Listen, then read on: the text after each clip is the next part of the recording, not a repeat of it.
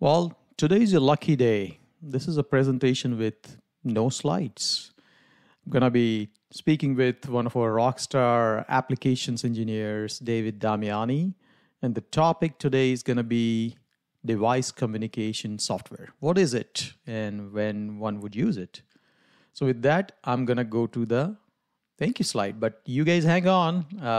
The interview comes right after this. Thank you. All right, David. What is device communication software?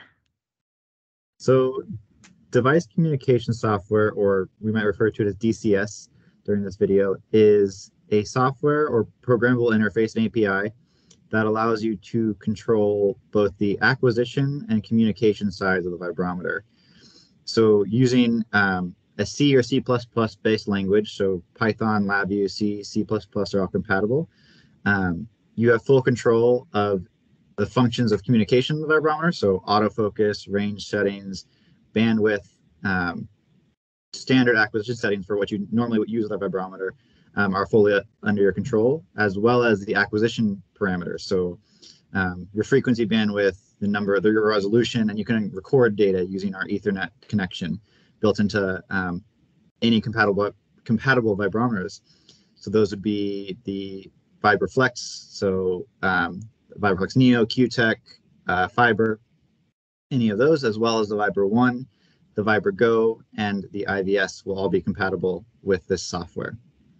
Awesome. So not the OFVs, but starting with the Vibro series and IVS.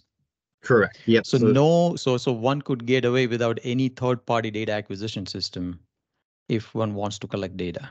Correct. Yeah. Okay. With just the Ethernet cable that comes with the system, you'll be able to collect data and do everything you need without an external back. Okay. Maybe a brief on like who benefits from it? Who do you think we can sort of say that these are like ideal candidates to use DCS? Yeah, so kind of as you touched on just a second ago, people who just want to have a simplified setup with no DAC. So people who are looking to avoid a DAC, or if they're wanting to integrate a product with a DAC, so both sides of that spectrum. Yeah. If they want to take our system and integrate it into some other data acquisition, it allows you for seamless integration into that as a simplified data stream. And then anyone on top of that, just any production or OEM integrators who are looking to take the vibrometer and use it with a series of other sensors or as part of a larger system, DCS is super useful for that. Mm-hmm. Yeah, not having to have a dedicated data acquisition and just kind of tap into the data stream, or just for the settings for an integrator can totally see that. Yeah, absolutely. Cool. Let's see examples. Do you have something we can have a look at? Yeah. So we'll start off by showing some basic code, just a very basic autofocus command. So I'll bring that over. And so here on the screen now, you can see a simple code that just designed to autofocus a laser.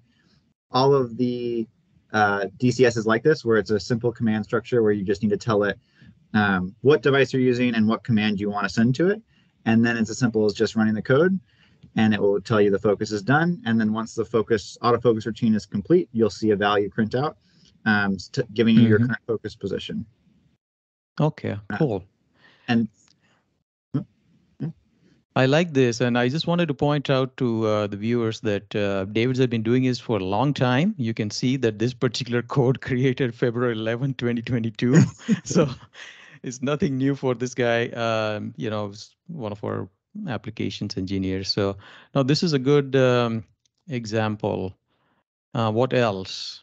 Yeah, so you can take this concept here and make it full programs or full solutions out of this. So this is a pre-built example that with DCS you can try out for yourself and kind of play around with and see what's possible. So, it'll just ask you for your IP address of the device that you're using. You click connect, and then you have a full interface. So you can see that autofocus button as before has been integrated into a larger solution, but now you have more control of stepping the autofocus motors.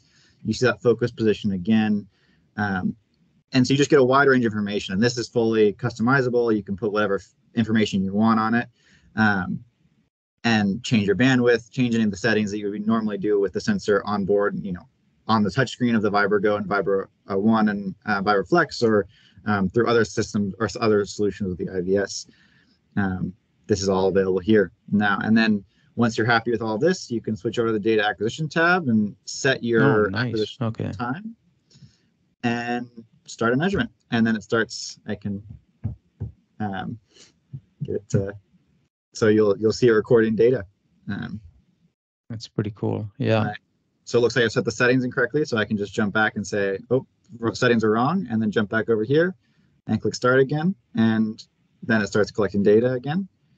I can stop it, choose a new acquisition setting, so it's seamless and quick, and there's not much delay in it. So you can see now I'm closer to the correct settings for what the measurement I'm measuring on, and you get more information for the system.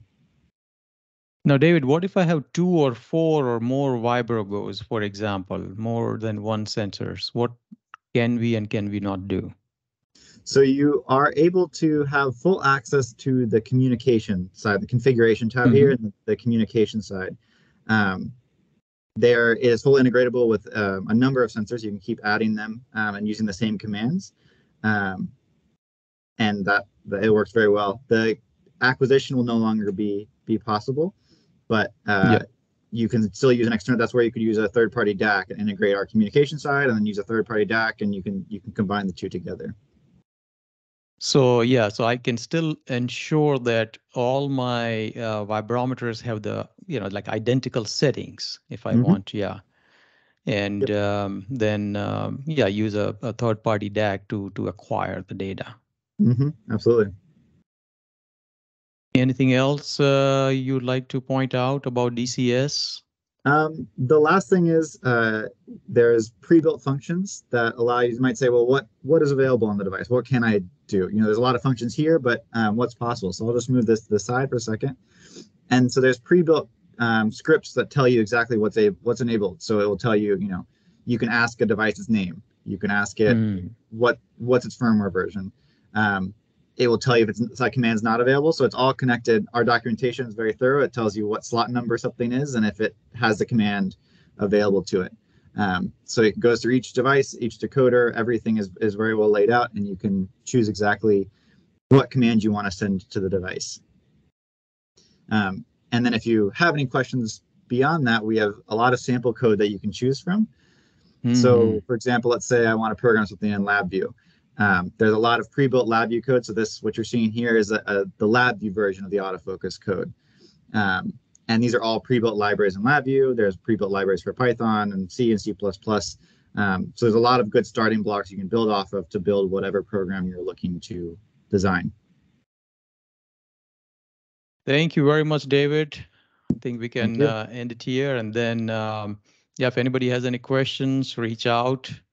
Our Rockstar David and a couple of our other engineers are really good at DCS. We can help you further. Thank you. Thank you so much.